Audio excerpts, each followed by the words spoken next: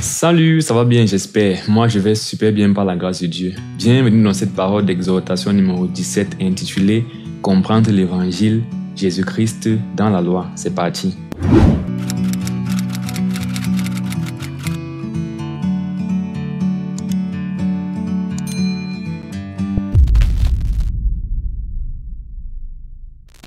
Le but de cette vidéo est de parler simplement de l'évangile, de contempler la profondeur de l'évangile et d'adorer Dieu, de voir comment depuis les temps anciens, Dieu avait déjà en fait tout prévu, tout disposé pour nous pointer vers comment faire pour être sauvé, comment faire pour être réconcilié avec notre Créateur. Je voulais donc parler de ce mystère qui a été caché pendant des siècles, que même les plus grands prophètes n'ont pas réussi à comprendre, mais qui a été révélé dans les derniers temps. L'apôtre Paul dit dans Romains 16, versets 25 à 26, « À celui qui peut vous affermir selon mon évangile et la prédication de Jésus-Christ, conformément à la révélation du mystère caché pendant des siècles. » Donc, il y a un mystère qui a été caché depuis des siècles, mais manifesté maintenant par les écrits des prophètes, d'après l'ordre du Dieu éternel et porté à la connaissance de toutes les nations, afin qu'elles obéissent à la foi. Donc, ce mystère qui avait été caché a été révélé dans les derniers temps à toutes les nations du monde entier. Pourquoi? Pour que ces nations obéissent à cette vérité révélée là par la foi. Donc, le mot d'ordre dans cette vidéo, c'est foi, foi, foi. Maintenant, quel est donc ce mystère? Ne vous inquiétez pas, je ne vais pas prêcher un nouvel évangile aujourd'hui. Ce mystère est même très simple. Allons dans Ephésiens 3, versets 5 à 6. Il n'a pas été manifesté aux fils des hommes dans les autres générations. Donc, par le passé, on ne comprenait pas ce mystère. C'est pour ça que ça s'appelle un mystère. Comme il a été révélé maintenant par l'Esprit aux saints apôtres et prophètes de Christ. Ce mystère, c'est quoi alors? C'est que les païens sont co-héritiers, forment un même corps et participent à la même promesse en Jésus-Christ par l'Évangile. Donc, le mystère de l'Évangile, c'est simplement ceci. Toute personne, que tu sois païen, juif, arabe, n'importe où, on s'en fout. Du moment où, dans ton cœur, tu crois, tu as accepté que Jésus-Christ, qui est venu du ciel, là, Dieu fait chair, il est mort et qu'après il est ressuscité pour nous sauver. C'est-à-dire, il est mort comme ça à cause de nos péchés. Il a pris le salaire de nos péchés dans la mort que nous méritions. Il a vaincu la mort en ressuscitant et qu'il est reparti au ciel. Il a fait ça pour, en fait, t'accorder, pour que tu aies le pardon de tes péchés. Si tu crois ça dans ton cœur, tu es sauvé. Voilà le mystère de Dieu. Voilà ce que les prophètes n'avaient pas compris depuis les temps anciens. Et c'est ce que je voulais que nous contemplions, que nous voyons comment, depuis ces temps anciens, en fait, l'Éternel avait montré tout, avait donné des indices, en fait, qui montraient que c'est comme ça que l'homme devait être sauvé. Par la foi en l'œuvre de Jésus-Christ. Hébreux 10, verset 1 dit en effet, la loi qui possède une nombre des biens à venir et non l'exacte représentation des choses ne peut jamais par les mêmes sacrifices qu'on offre perpétuellement chaque année amener l'assistant à la perfection. Donc la loi possédait à l'ombre des biens à venir. C'est ça que j'appelle les indices que Dieu avait placés. Tous les rites que Dieu avait ordonnés aux Israélites de faire, les sacrifices, les fêtes, tout ça, pointaient spécifiquement vers la solution au salut de l'humanité. Donc vers Jésus-Christ. Colossiens 2, 16 à 17 dit que personne ne vous juge au sujet du manger ou du bois, au sujet d'une fête, d'une nouvelle lune ou des sabbats. Une fois de plus, quand on était sous la loi, on était déclaré en communion ou pas avec Dieu selon le respect de certaines ordonnances. Si tu mangeais certains aliments qui sont déclarés impurs, tu étais impur et pas en communion avec Dieu selon la loi. Si tu ne pratiquais pas le sabbat, si tu ne pratiquais pas certains faits, certains jours, tu étais déclaré ennemi de Dieu. N'est-ce pas? Mais Paul est en train de dire que quoi? Que personne ne nous juge plus par rapport à ces choses. Pourquoi? Parce que c'était l'ombre des choses à venir. Verset 17, c'était l'ombre des choses à venir, mais le corps est en Christ. C'est ça que je pointais vers le fait que Jésus-Christ arrive pour accomplir ces choses. Donc, du moment où il est arrivé, ces choses ne sont plus vraiment nécessaires. Mais je veux qu'on rentre, en fait, regarder ces choses et regarder dans quel sens ces choses montraient Jésus-Christ. En quoi ces choses-là pointaient vers Jésus-Christ. 1 Pierre 1, verset 10 à 12 dit « Les prophètes qui ont prophétisé touchant la grâce qui vous était réservée ont fait de ce salut l'objet de leurs recherches et de leurs investigations. » Donc les prophètes aussi qui étaient sous la loi ont prophétisé concernant ce que nous avons aujourd'hui dans le salut, n'est-ce pas, et la compréhension claire de ce mystère de l'évangile du salut. Mais ils ne comprenaient pas eux-mêmes à cette époque-là, en fait, ce que ça devait être, à quoi ça devait ressembler, comment faire pour être réconcilié avec Dieu parfaitement. Ils ne comprenaient pas forcément ça. C'est pour ça qu'on dit qu'ils ont fait l'objet, ils ont fait de ce salut l'objet de leur recherche. Donc, ils cherchaient. Tu vois, Isaïe prophétise. Jérémie prophétise, par exemple, que Jérémie 31, que dans la Nouvelle Alliance, j'écrirai la loi dans leur cœur. Je serai leur Dieu, seront mon peuple. Tous me connaîtront. Mais ils ne comprennent pas ce qu'il est en train de dire. Ézéchiel prophétise sa nouvelle naissance. Il dit dans Ézéchiel 11, 19 que je leur donnerai un cœur de chair, je donnerai le cœur de pierre, je mettrai mon esprit en eux. Voilà la nouvelle naissance. Mais il ne comprend pas, donc il essaie de comprendre et tout. Voulant sonder l'époque des circonstances marquées par l'esprit, et les circonstances marquées par l'esprit de Christ qui était en eux, et qui attestait d'avance les souffrances de Christ et la gloire dont elles seraient suivies. Il dit donc que ces choses de la loi pointaient spécifiquement vers l'œuvre de Christ concernant le salut de l'homme. C'est pour ça qu'ils ont dit que quoi? Ces choses, l'esprit attestait les souffrances de Christ. Les souffrances en rapport avec son œuvre pour nous sauver. Isaïe a dit que le châtiment qui nous donne la paix est retombé sur lui. Le châtiment, il a souffert. C'est par ses meurtrissures que nous sommes sauvés. Donc, la plupart des rites pointaient spécifiquement vers le salut, vers Jésus-Christ. Il leur fut révélé que ce n'était pas pour eux-mêmes, mais pour vous, qu'ils étaient dispensateurs de ces choses. Que vous annoncez maintenant, ceux qui vous ont prêché l'évangile par le Saint-Esprit envoyé du ciel, et dans lesquels les anges désirent plonger leur regard. Donc, même les anges veulent comprendre, veulent voir en fait cette notion de l'esprit, bref, des hommes qui sont réconciliés avec Dieu, l'esprit de Dieu habite en eux, et ils vivent en communion, ils vivent l'amour de Dieu. Même les anges voulaient plonger le regard dans ça, même eux, ils ne comprenaient pas de quoi il s'agissait, jusqu'à ce que ça devienne manifeste. Dans Actes 17, verset 26 à 27, on dit, il a fait que tous les hommes sortis d'un seul sang habitassent, parlant de Dieu, sur toute la surface de la terre, ayant déterminé la durée des temps et les bornes de leur demeure. Il a voulu qu'ils cherchassent le Seigneur et qu'ils s'efforçassent de le trouver en tâtonnant, bien qu'il ne soit pas loin de chacun de nous. Donc Dieu a ce côté mystérieux en fait, où bien qu'il connaît la fin dès le début, il place dans le début les éléments de la fin. Et il a ce côté un peu cachotier là. Et donc c'est lui qui marque dans le temps pour que les choses soient manifestes. Concernant l'évangile, actuellement c'est manifeste, on a compris l'évangile, mais il y a encore des mystères qu'on ne comprend pas jusqu'à présent. C'est pour ça que Paul a aussi dit que nous connaîtrons parfaitement quand on rencontrera Jésus-Christ face à face, donc à l'enlèvement. Et c'est pour ça que parfois il ne faut pas aussi chercher à tout comprendre. Les choses cachées sont à l'éternel. Celles révélées sont à nous et à nos enfants. Donc, il y a des choses qui sont déjà révélées qu'on peut comprendre et pratiquer et adorer par rapport à ça. D'autres, on doit rester tranquille en fait parce que c'est pas encore révélé. Même dans l'Apocalypse, on va voir Daniel par exemple, il a eu des révélations. L'Esprit lui a dit que c'est ce que tu as reçu. Mais plus tard dans l'Apocalypse, on va comprendre. Même Jean, qui a la dernière révélation. Dans l'Apocalypse, il y a des choses il a suivi les 7 tonnerres et il a voulu écrire, on a dit que c'est ce que tu as compris. Donc, il n'est pas question qu'actuellement on comprenne ça. Mais d'autres choses, on peut y aller comprendre. Donc là, Paul est en train de dire que quoi, concernant le salut, par le passé, Dieu a voulu qu'on le cherche en tâtonnant. Mais, c'est pas pour dire qu'il s'est caché en nous et qu'on ne peut pas être sauvé. Ceux qui avaient la foi étaient sauvés. Les Abraham, les David. Abraham qui était même pas sous la loi a été sauvé par la foi. David qui était sous la loi a été sauvé toujours par la foi. Mais la compréhension pleine du salut, en fait, n'était pas encore accessible dans ce temps-là. Ce qui est par contre triste, c'est de dire que malgré que actuellement le mystère de Dieu est complètement révélé, certains ne le comprennent toujours pas. Alors que les David, les Isaïe auraient tout donné pour comprendre ça, ils ont recherché, mais même maintenant que c'est révélé, certains ne le comprennent pas. Pourquoi? À cause de leur incrédulité. Dans 2 Corinthiens 4, verset 3, parce qu'on a dit au début, l'apôtre Paul a dit au début que quoi? Que ce mystère révélé devait être reçu par l'obéissance à la foi. Donc si tu n'as pas la foi, en fin de compte, tu auras beau comprendre intellectuellement ce mystère-là, tu ne seras pas sauvé toujours.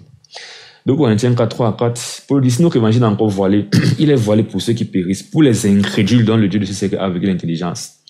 Donc, ils ne comprennent pas, c'est voilé. Pourquoi? Parce qu'ils sont incrédules. Le Dieu de ce siècle a aveuglé l'intelligence afin qu'ils ne visent pas briller la splendeur de l'évangile de la gloire de Christ qui est l'image de Dieu. Ceux qui ont la foi, en fait, quand ils comprennent Jésus-Christ a tout payé pour moi, ils sont excités, ils sont contents, ils sont fiers. Parce que cette vérité, cette simple phrase-là, en fait, c'est sur ça que repose leur éternité, leur espérance, leur âme, toute leur vie. Parce qu'ils ont cru en ce message et le Saint-Esprit leur a témoigné que c'est vrai et ils vivent en expérimentant ça tous les jours. Mais quand tu n'as même pas encore la foi, pour toi, cette vérité ne sera pas splendide, elle ne sera pas grandiose, ce sera juste une association faite parmi plusieurs autres. C'est pour ça qu'on dit que quoi?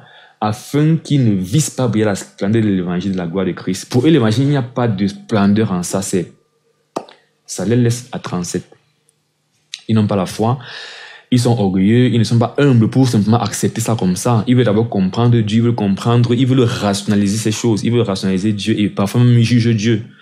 Et pourtant, Jésus a dit dans Matthieu 18, verset 3 à 4 que je vous le dis en vérité, si vous ne vous convertissez et si vous ne devenez comme des petits-enfants, bien comme les petits-enfants, vous n'entrerez pas dans le royaume des cieux. C'est pourquoi quiconque se rendra humble comme ce petit enfant sera le plus grand dans le royaume des cieux. Donc on a besoin d'être humble comme des enfants. Et par humble, je veux dire naïf. Ça veut dire quand on te dit, tu crois seulement. Ne réfléchis pas longtemps. L'évangile est un truc qui est spirituel. Si tu n'as pas la foi, si tu veux commencer à comprendre avant de croire, tu ne vas jamais accéder à l'évangile, jamais accéder au pardon et au salut. Tu vas rester ennemi de Dieu. Ce qu'on a fait, c'est être humble, reconnaître d'abord que le monde est plus grand que nous.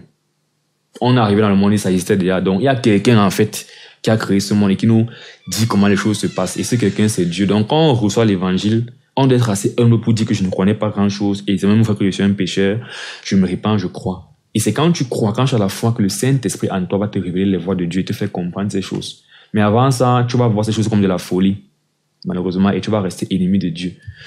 Donc vraiment, avant même d'avancer, si quelqu'un écoute cette vidéo et qu'il est tombé sur ça par accident et qu'il n'est pas encore né de nouveau, il n'est pas encore converti, il n'est pas encore sauvé, voici la bonne nouvelle de l'évangile, c'est que Dieu t'aime et tu vois comment depuis l'Ancien Testament, il a mis ces choses-là et puis finalement Jésus-Christ est vraiment arrivé comme promis, il est mort et ressuscité pour que toi, tu sois sauvé. Donc, répands-toi et crois en Jésus-Christ et tu seras sauvé. Autre chose, c'est que il y a certains qui sont orgueilleux, qui sont incrédules. D'autres veulent compliquer l'évangile. C'est-à-dire qu'ils ne veulent pas se limiter à la simplicité de l'évangile qui dit qu'on est sauvé par la foi, mais ils veulent ajouter des choses, des traditions d'hommes. Ils vont nous dire que quoi? C'est vrai qu'on est sauvé par la foi, hein, mais il faut aussi passer à l'église. C'est la foi qui sauve, mais il faut aussi absolument se baptiser. C'est la foi qui sauve, mais il faut absolument arrêter de pécher. Tel péché spécifiquement, tu dois arrêter de faire ça. Sinon, tu n'es pas encore sauvé. Il faut avoir la foi, mais il faut accomplir ci, il faut accomplir ça. En faisant ça, ils sont simplement en train de dire que c'est la foi plus les œuvres qui sauvent. Et ça, ce n'est pas l'évangile de Jésus-Christ. Toute personne qui croit ça n'est pas sauvée. N'a pas encore compris l'évangile et a besoin de se repentir. N'est-ce pas? La Bible pour dire ceci concernant la foi et l'évangile.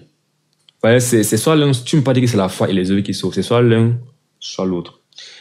Or, Romains 1, 11, verset 6. Or, si c'est par grâce, ce n'est plus par les œuvres. Autrement, la grâce n'est plus une grâce. Du moment où tu me demandes de faire une action, c'est une œuvre que je me demande de faire. Et tu ne peux non plus dire qu'il a été sauvé par la grâce. Pareil, c'est une œuvre. Et tu me dis même, pendant le baptême, et tu me dis, tu me prêches l'évangile aujourd'hui, et je crois vraiment en Jésus-Christ sincèrement, et on pourra mon baptême après-demain. Si tu me dis que c'est après-demain que je serai sauvé, tu es en train de me dire que ma foi que j'ai eue à cet instant n'a pas suffi pour me sauver, pour me pardonner, pour me laver de mes péchés. Il a fallu ensuite que j'entre dans l'eau, que je fasse l'action d'entrer dans l'eau pour être sauvé. Tu es en train de me dire que j'ai fait une œuvre en fait. Tu ne peux pas me dire que c'est la grâce qui m'a sauvé parce que c'est une œuvre. Et pour dire que si c'est par la grâce, ce n'est plus par les œuvres. Autrement, la grâce n'est plus une grâce. Et si c'est par les œuvres, ce n'est plus une grâce. Autrement, l'œuvre n'est plus une œuvre. Donc c'est soit l'un, soit l'autre. Et n'allez pas dire que je choisis ce que je veux. Du moment où ça réussit, c'est bon. Parce que c'est même impossible, en fait, que ce soit par les œuvres. Romains 4, 5 à 6, l'apôtre Paul dit, il y a celui qui ne fait point d'œuvre, mais qui croit en celui qui justifie l'impie, sa foi lui est imputée à justice. Quand on dit que la foi est imputée à justice, c'est vraiment pour dire qu'il n'y a pas eu d'œuvre. En fait, la justice ne vient pas de ce que je fais. Ça vient de ce que quelqu'un aura fait. Et ces mérites me sont donnés. Quand on dit imputé, c'est que c'est donné. Et donc, Jésus-Christ, qui lui a été parfait, qui n'a jamais péché, il est donc juste, il est parfait. C'est sa justice qui m'est imputée par la foi. Donc, ma foi, en fait, m'est imputée à justice. À cause de ma foi, je deviens juste. C'est ce qu'on appelle la justification par la foi. Et c'est ça le salut, en fait. C'est ça le mystère de Dieu. Quel aurait été l'intérêt de changer d'alliance si le message restait le même? La grosse différence entre l'ancienne alliance et la nouvelle alliance n'est pas trop le fait qu'il fallait faire des sacrifices et que maintenant il y a les sacrifices. C'est le principe. Dans l'ancienne alliance, mon salut dépend de moi. C'est en moi que je peux trouver mon salut dans ce que je vais accomplir. La nouvelle alliance, il n'y a rien de moi qui participe à mon salut. Rien. Tout vient de Jésus-Christ. C'est donc ça l'intérêt, en fait, d'être sur la nouvelle alliance. Et c'est donc ça le mystère qui était caché depuis le départ. Parce que, comme je crois que je l'ai dit, même les David et Moïse n'ont pas été sauvés par quelque chose qui était en eux. Ce n'est pas leur obéissance à la loi qui les a sauvés. Une fois de plus, Abraham n'était pas déjà sur la loi pour commencer. Mais il a été sauvé par la foi. David était sur la loi, mais il était sauvé toujours par la foi. C'est lui qui dit, dans Romains 4, non, à celui qui ne fait point d'œuvre, mais qui croit en celui qui justifie les impies, sa foi lui impute la justice. De même, il exprime le bonheur de l'homme à qui Dieu impute la justice sans les œuvres. Comme à lui, par exemple.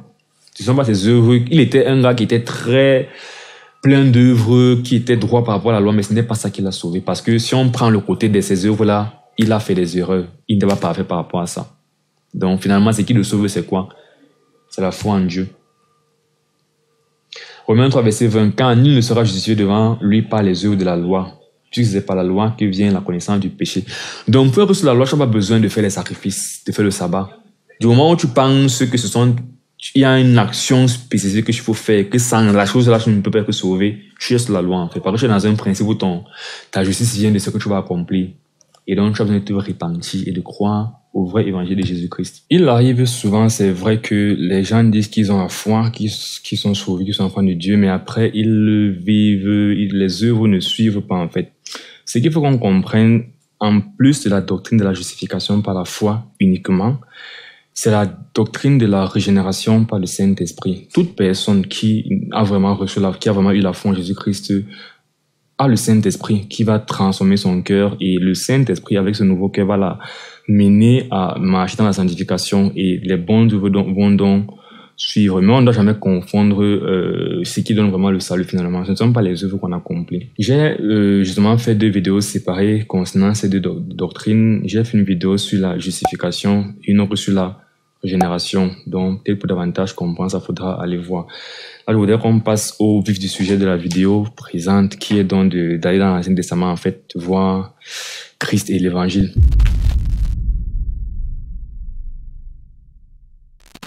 Alors, premier point, les sacrifices pointaient vers Jésus-Christ. Jean 1, 29, Jean-Baptiste dit, « Le lendemain, il vit Jésus venant à lui et il dit, « Voici l'agneau de Dieu qui ôte le péché du monde. » Donc, Jésus, en fait, est l'agneau de Dieu qui ôte le péché, dans le sens que dans l'Ancien Testament, donc, tu as ces rites sacrificiels, en fait, où pour purifier le peuple, on doit tuer un animal pour ôter le péché.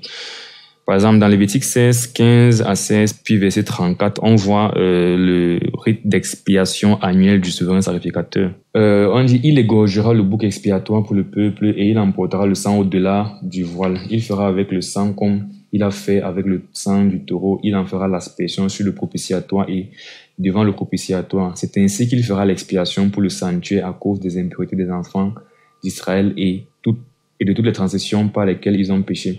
Il fera de même pour la tente d'assignation qui est avec eux au milieu de leurs impuretés. Ce sera pour vous une loi perpétuelle. Il se fera une fois chaque année l'expiation pour les enfants d'Israël à cause de leurs péchés. Donc ici, on a le souverain sacrificateur qui fait le rituel de l'expiation. C'était quoi en fait l'organisation des choses? Tu as le tabernacle, la tente d'assignation qui a 2 pièces, le lieu saint, le lieu très saint. Les 2 sont séparés par le voile. Et dans le lieu très saint, il y a ce qu'on appelle le propitiatoire. C'est le lieu où Dieu, en fait, apparaît. C'est là qu'ils se rencontrent. En fait, le lieu très saint représente la présence parfaite de Dieu. Ce qui se passe, c'est que, de la tente, le sacrificateur tue l'animal et puis il prend le sang qu'il porte au-delà du voile. Donc, il entre dans le lieu très saint et il fait l'aspersion sur le propitiatoire pour, en quelque sorte, montrer à Dieu que voici le sang de l'animal versé. Le châtiment a été fait, le châtiment a été payé. Donc, tu peux maintenant pardonner les Israélites, tu peux maintenant pardonner le peuple. C'est un peu ça la propitiation ou bien l'expiation. C'est qu'on punit quelqu'un à la place de l'autre.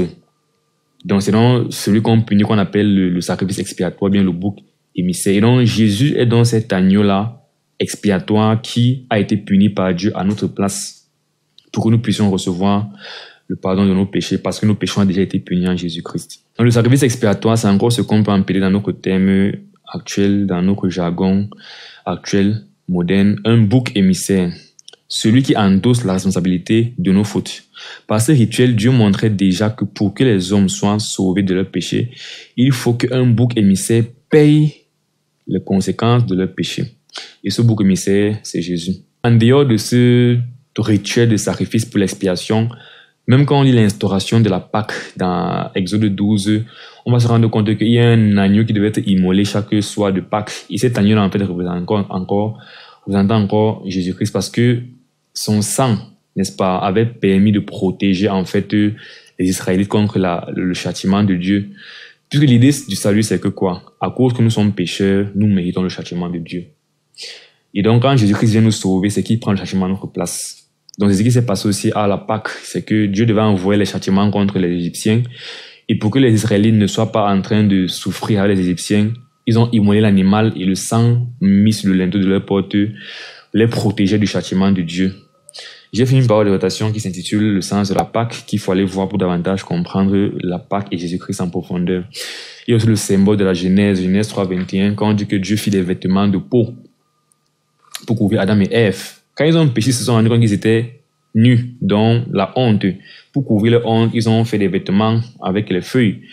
Mais ce que tu veux faire comprendre en leur faisant des vêtements de peau, c'est dire que tu ne peux pas toi-même, homme, annuler les conséquences de ton péché. Tu ne peux pas te sauver toi-même. Donc les vêtements que vous avez fait vous-même là, ça ne donne pas. Jetez ça et prenez le vêtement qui vient de moi. Et donc, c'est un animal qu'on a dû tuer parce qu'on parle de vêtements de peau. L'animal étant en quelque sorte un bouc émissaire, c'est en quelque sorte Christ, c'est encore une image de Jésus-Christ. C'est en ça que je dis que le mystère de Dieu a été caché depuis des siècles. C'est que ce Christ qui aujourd'hui nous sauve par le fait qu'on croit en lui, c'est un truc que Dieu avait déjà conçu depuis et qu'il a en fait montré par différents récits, différents rituels depuis le passé. C'est pas par hasard, c'est pas par accident que Jésus-Christ est mort, qu'il est venu sur terre. Quand il vient sur terre, dans Hébreux 10, on dit que tu as voulu que je vienne pour faire ta volonté, Père, parce que tu n'as créé aucun sacrifice pour le péché, aucun holocauste. Tu m'as formé un corps pour que je vienne faire ta volonté. Donc, Dieu avait prévu depuis la fondation du monde que Jésus devait venir mourir pour acheter l'humanité. C'est ça qu'une fois de plus, le salut, la réconciliation avec Dieu n'a jamais été basé sur les œuvres. Même si extérieurement, c'est ce que la loi laissait voir, mais au fond, ce qui réconciliait les hommes, c'était leur foi.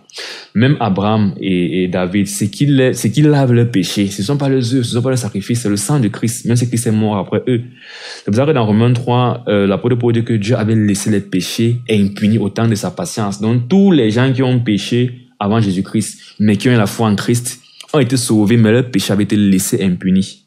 Mais quand Christ meurt, leur péché est donc pardonné. C'est pour ça qu'on dit que Dieu, en tuant Jésus-Christ, a justifié celui qui est à la foi tout en restant juste. Donc il a pardonné le pécheur tout en restant juste parce que le péché du pécheur a été payé en Jésus-Christ.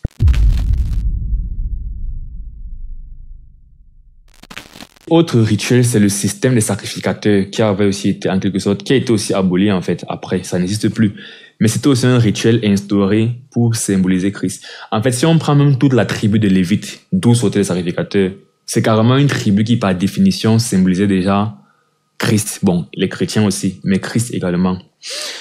Et dans Hébreux 9, verset 11 à 12, nous dit: mais Christ est venu comme souverain sacrificateur des biens à venir. Donc il est venu comme souverain sacrificateur. On vient de lire Aaron là-bas qui devait faire le sacrifice d'expiation une fois par an. Et là on dit que Christ aussi est venu comme souverain sacrificateur. Il a traversé le tabernacle plus grand et plus parfait, qui n'est pas construit de main d'homme, c'est-à-dire qui n'est pas de cette création. Aaron était dans le tabernacle construit de main d'homme par Moïse, la tente de l'assignation. Mais Christ est entré dans un tabernacle céleste plutôt, n'est-ce pas? Et puis on dit, il est entré une fois pour toutes dans le lieu très saint, non avec le sang des boucs et des veaux, mais avec son propre sang ayant obtenu une rédemption éternelle. Donc, tandis que Aaron devait entrer, ou bien le souverain sacrificateur devait entrer une fois chaque année, et c'est pour ça qu'on a dit au départ que quoi, la loi ne peut pas rendre parfait, parce que la loi, ce n'est qu'un nombre, ce n'est qu'une image de ce qui est parfait. Christ, lui, il est entré dans le tabernacle une seule fois, avec pas le sang des boucs et des taureaux qui n'a aucune valeur devant Dieu, mais avec son propre sang qui a toute la valeur devant Dieu. Ensemble, on voit donc que Jésus-Christ, en fait, joue deux rôles. Il est en même temps le sacrificateur et en même temps le sacrifice. Et j'ai parlé de Romains 3, 23, où on dit qu'il est la victime propitiatoire que Dieu avait désignée afin de montrer sa justice. Ce qu'il faut comprendre, c'est que le christianisme est la seule religion qui nous offre un Dieu qui est juste. Parce que dans le christianisme, on comprend qu'il n'y a pas de pardon sans compensation du mal qui a été fait. C'est-à-dire, nos péchés ne sont pas pardonnés juste parce qu'on demande pardon à Dieu. Nos péchés sont pardonnés parce que ils ont été punis, mais en Christ. Et la loi dit qu'il n'y a pas de pardon sans effusion de sang. Il n'y a pas de pardon sans effusion de sang. Voilà le Dieu que nous servons. Il est juste. S'il y a le mal qui est fait, le mal doit être puni. Soit donc il est puni en nous-mêmes, soit il est puni en quelqu'un d'autre, mais il doit être puni. Et c'est en ça que nous rendons grâce à l'offre que Dieu nous a fait. Il nous a offert Jésus-Christ qui a pris cette punition à notre place. Donc en dehors du christianisme, Tous les autres dieux sont injustes. C'est pour ça qu'en dehors du christianisme, il n'y a que des idoles. L'Éternel, c'est le vrai Dieu. Les autres sont des idoles. Du coup, le fait que Dieu soit à la fois le sacrificateur et le sacrifice, ça va faire que les mêmes gens qui ne sont pas d'accord avec la Trinité, le fait que Dieu soit en foi, Père, Fils et Saint-Esprit, ils ne sont pas aussi d'accord avec le fait que Jésus-Christ est sacrificateur et sacrifice. C'est le même raisonnement. Ils ne sont pas non plus d'accord avec le fait que dans Jean 10, Jésus a dit qu'il est le berger, mais il est aussi la porte par laquelle le berger passe. Toujours pour dire que les choses de Dieu sont spirituelles et on a besoin d'être des personnes spirituelles et de recevoir ces choses par la foi. Si on veut commencer à rationaliser les choses de Dieu au-delà de ce qui nous permet de faire, parce qu'il y a un temps pour la rationalisation, pour la logique dans les choses de Dieu, il y a un temps pour accepter par la foi, n'est-ce pas? Il faut donc pouvoir simplement voir ce que la Bible nous dit, ce qu'elle nous donne et prendre comme ça. Ne pas décider qu'ici, ça doit avoir un sens. Ici, non, c'est pas comme ça. Donc, bon, ça c'est une parenthèse concernant le fait que Jésus-Christ est à la fois sacrificateur et sacrifice. Dieu est à la fois Père, Fils, Saint-Esprit. Jésus est à la fois la porte et le berger. Parlons toujours de l'aspect sacrificateur de Jésus-Christ. Parlons de ce qui se passe après la mort de Jésus-Christ sur le plan spirituel. Pour voir jusqu'à où, spirituellement parlant, quand dans l'Ancien Testament, il y avait le principe des sacrificateurs et des sacrifices, ça concernait spécifiquement ce que Jésus lui-même devait faire. Alors, qu'est-ce qui se passe après la mort de Jésus spirituellement? Jésus meurt sur la croix. Il est brisé par l'Éternel. Isaïe dit, dans Isaïe 53, il a plu à l'Éternel de le briser par la souffrance. Jésus est sur la croix, il est abandonné par l'Éternel, il est brisé. C'est le bouc émissaire, c'est le sacrifice, c'est le sang qui doit être versé pour le pardon des péchés. Dieu déverse sa colère que nous méritons sur son propre Fils, Jésus-Christ. Par la suite, Jésus-Christ descend dans le séjour des morts. Il était mort pendant 3 jours, donc il descend dans le séjour des morts. Qu'est-ce qu'il va faire? Il va prêcher en esprit aux morts pendant 3 jours. Dans 1 Pierre 3, versets 18 à 19, on dit « Christ aussi a souffert une fois pour les péchés, lui juste pour les injustes, afin de nous amener à Dieu, ayant été mis à mort quant à la chair, mais ayant été rendu vivant quant à l'esprit. » Dans l'esprit, il est aussi allé prêcher aux esprits en prison. Et 1 Pierre 4, verset 6 nous dit que quoi? L'évangile a été aussi annoncé aux morts, afin qu'après avoir été jugés comme des hommes quant à la chair, ils vivent selon Dieu quant à l'esprit. Donc Jésus-Christ meurt sur la croix. En esprit maintenant, il va prêcher. À qui? À ceux qui n'ont pas eu l'opportunité de comprendre le message de l'évangile. Il va aussi leur prêcher l'évangile. Ensuite, il ressuscite le 3e jour. Bon, on sait qu'il a passé le tablier de ses disciples 40 jours avant de monter au ciel. Puis, il retourne maintenant au ciel.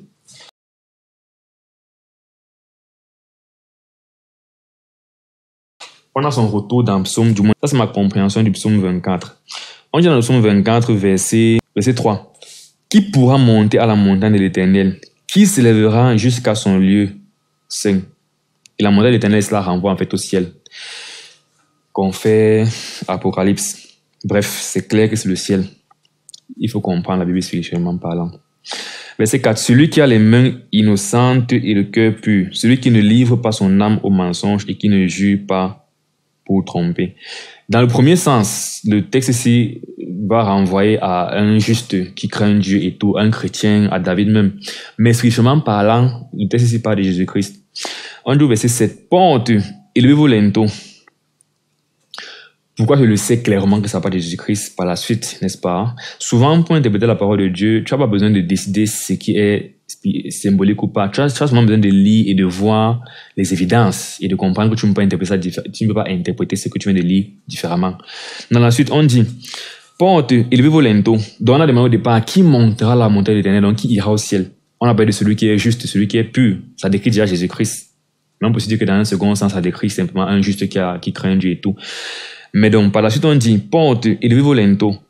Élevez-vous, porte éternelle. Ok, si on parle de porte éternelle, on parle de quelque chose qui est spirituel. Et les portes éternelles sont forcément les portes célestes. Parce que le ciel, le royaume de Dieu, c'est qui est spirituel et éternel.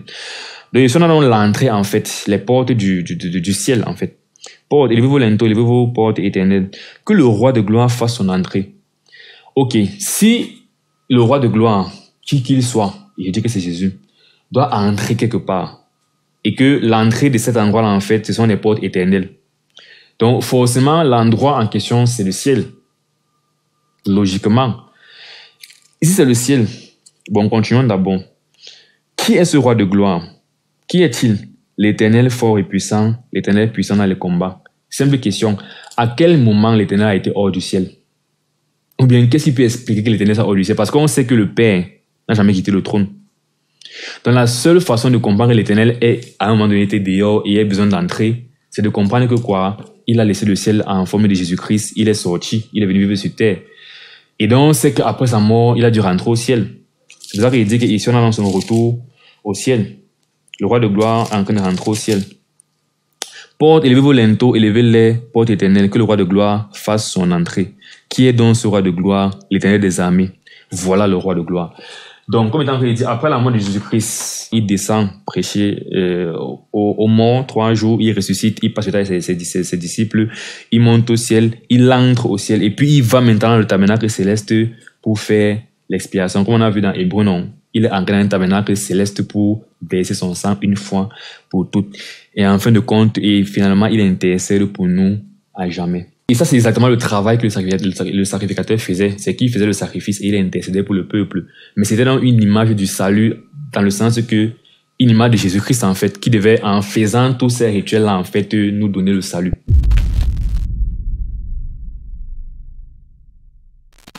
Le ministère de Jésus-Christ, en fait, va au-delà du sacrificateur.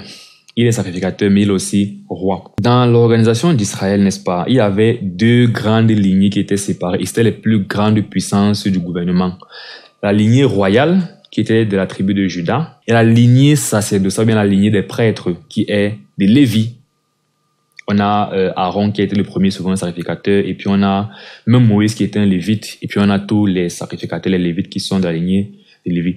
2 grandes lignées séparées. Si on veut le pouvoir politique et le pouvoir spirituel. Mais les 2 étaient dans le gouvernement de Dieu, dans le sens que le roi prenait les conseils des pasteurs, des prêtres, des prophètes. Pas comme aujourd'hui que vraiment l'église, l'église ne compte pas dans la direction d'un pays. La politique est vraiment... Anyway. Et on dit que quoi? Dieu nous avait déjà montré en réalité que notre sauveur devait posséder les 2 en lui. Tu vois par exemple, Lévite, comment on dit?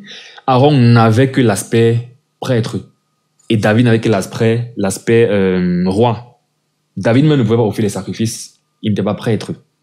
Et le roi, et le sacrificateur, Lévi ne pouvait pas régner. Il ne pouvait même pas avoir de partage, de territoire physique. Dieu avait dit que non, toi tu es ma part. Donc Lévi, toi tu vas seulement me servir. Tandis que les autres avaient les portions. Pour dire que c'est vraiment séparé. Mais Jésus-Christ, en fait, il a les 2 en lui. Alors, on va dans Genèse 14, 18 à 19. On nous parle de Jésus-Christ dans l'Ancien Testament sous forme de Melchisédek. On dit Melchisédek, roi de Salem, fit apporter du pain et du vin. Il était sacrificateur du Dieu très haut. Il bénit Abraham et dit, béni soit Abraham par le Dieu très haut, maître du ciel et de la terre. On a Melchisédek ici en fait qui est roi de Salem, donc roi de paix, comme Jésus-Christ. Il est déjà roi, donc il a la lignée royale en lui. Il apporte le pain et le vin, comme Jésus-Christ a partagé le pain et le vin lors du dernier repas. Donc c'était vraiment une image de Jésus-Christ ici en réalité, mais ce n'est pas le but de la vidéo. On dit que quoi? Il était sacrificateur du Dieu très haut. Donc tu as un roi qui en même temps est un sacrificateur. David, ce n'était pas son cas. Salomon, bref, les 2 étaient séparés, mais en Jésus-Christ, on voit les 2. Et en fait, c'est Hébreux 6 qui nous dit que c'est Jésus-Christ, parce que dans Hébreux 6, on nous dit, cette espérance, parlant de la foi qu'on a en Jésus-Christ, nous la possédons comme une encre de l'âme sûre et solide. Elle pénètre au-delà du voile. Notre foi en Jésus-Christ nous fait entrer au-delà du voile, dans le lieu très saint, dans la présence de Dieu. Tout pour dire que c'est par la foi en Jésus-Christ qu'on est sauvé et qu'on est en communion avec Dieu. Continue en disant, là où Jésus est entré pour nous comme précurseur, ayant été fait souverain sacrificateur pour toujours selon l'ordre de Melchisédek. Donc Jésus est un sacrificateur de la trame de Melchisédek. Et qui était Melchisédek? C'était un roi sacrificateur. Jésus est donc un roi sacrificateur. Et même sans le verset, si on peut le voir, Jésus est fils de David. Il a la lignée royale en lui. Fils de Judas, royal. Mais il a fait le sacrificateur, dont les 2 sont vraiment en lui. Pourquoi je m'arrête sur ça? Qu'est-ce que ça implique pour nous? Le mystère de Dieu révélé, l'évangile, qui dit que quiconque a la foi en Jésus-Christ sera sauvé par la grâce, nous dit aussi qu'on sera co-héritier et semblable à Jésus-Christ. Donc par la foi, on devient aussi, comme Jésus-Christ, roi et sacrificateur. Donc par notre foi, en fait, on obtient les 2 plus grandes puissances autoritaires dans un gouvernement de Dieu. Et c'est pour ça qu'on dit dans Apocalypse 5, 9 à 10 que et il chantait un cantique nouveau en disant, tu es digne de prendre les livres et d'en ouvrir les sceaux, car tu as été immolé et tu as racheté pour Dieu par ton sang les hommes de toute tribu, toute langue, tout peuple, toute nation. Une fois de plus, le mystère de Christ, c'est que tout le monde peut être sauvé par la foi, parce que le sang peut laver tout le monde qui a la foi en lui. Et on dit, tu as fait d'un royaume et des sacrificateurs pour notre Dieu, et ils régneront sur la terre. Royaume et sacrificateur. Donc, voilà pourquoi c'est intéressant de comprendre que Christ a les deux en lui, et nous aussi nous avons les deux par la foi en Jésus-Christ.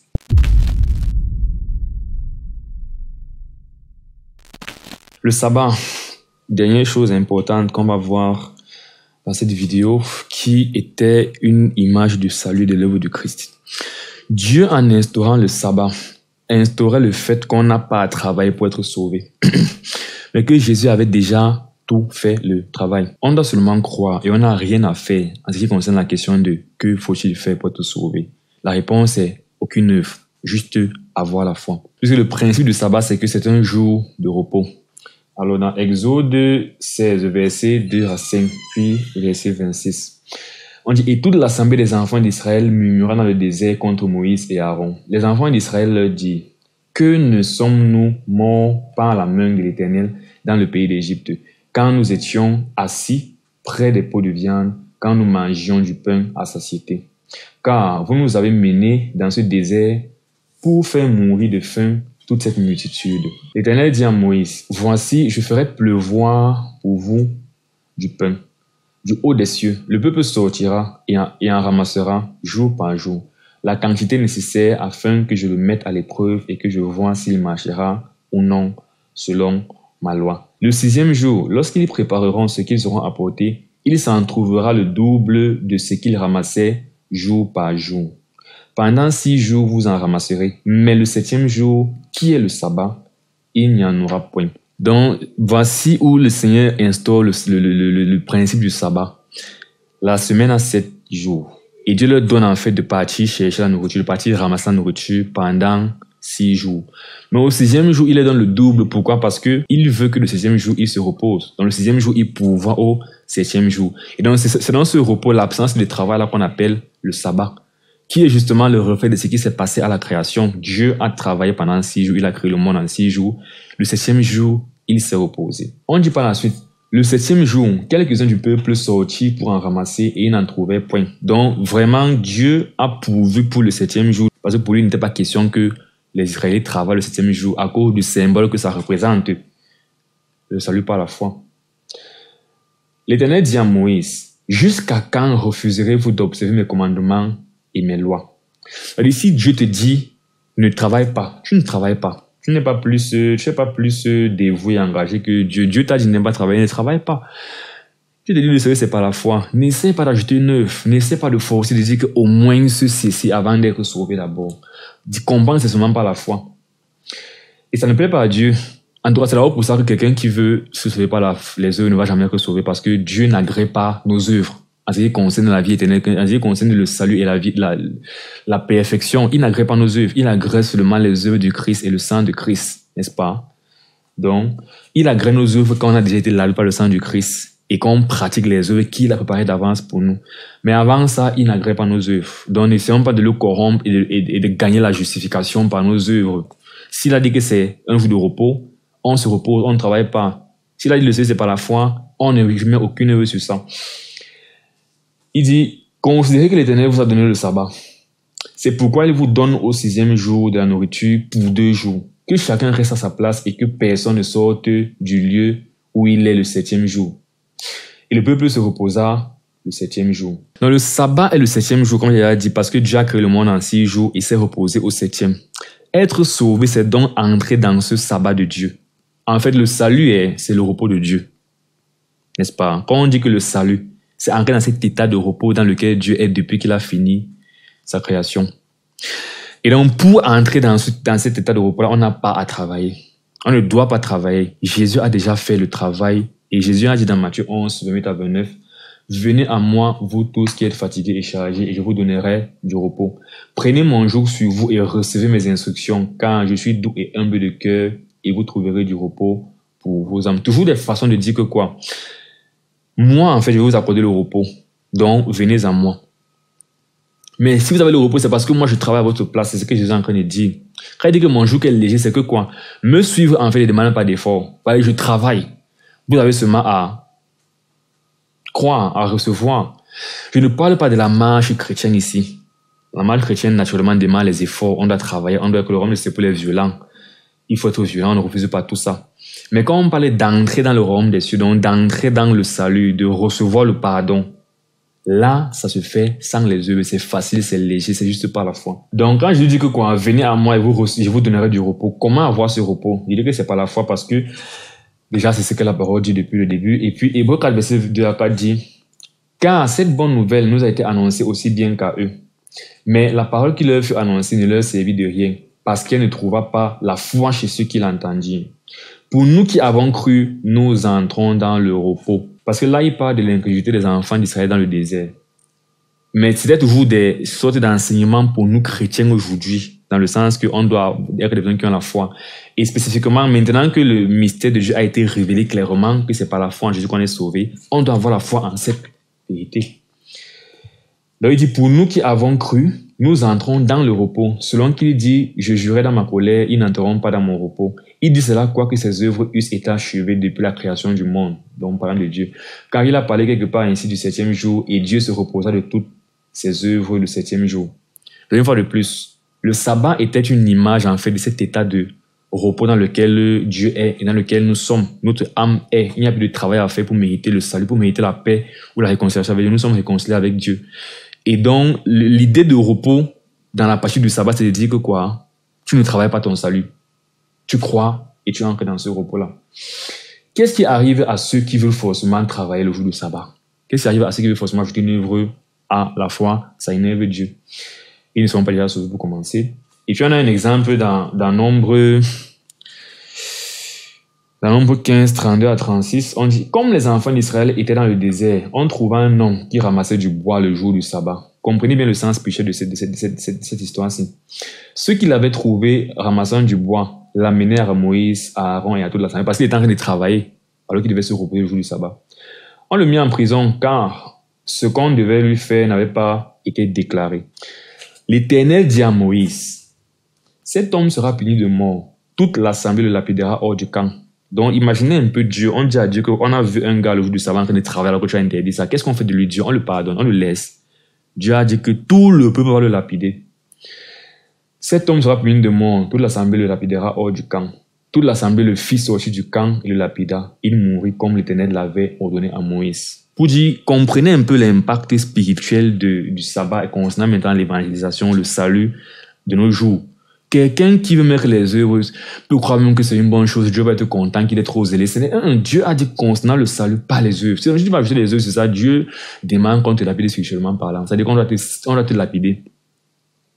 Bon, ça veut seulement dire que moi, je vais te lapider avec la parole et te rappeler que tu fais mal, répands-toi, crois seulement. Mais pour dire en gros que l'Éternel ne veut pas qu'on lui offre nos œuvres pour être sauvés. Parce que ça ne donne pas. Il veut seulement les œuvres du Christ et le sang du Christ. Et nous, ce qu'on a à faire, c'est croire. Galates 5, verset 4, parlant de ceux qui veulent forcément mettre les œuvres sur le salut une fois de plus.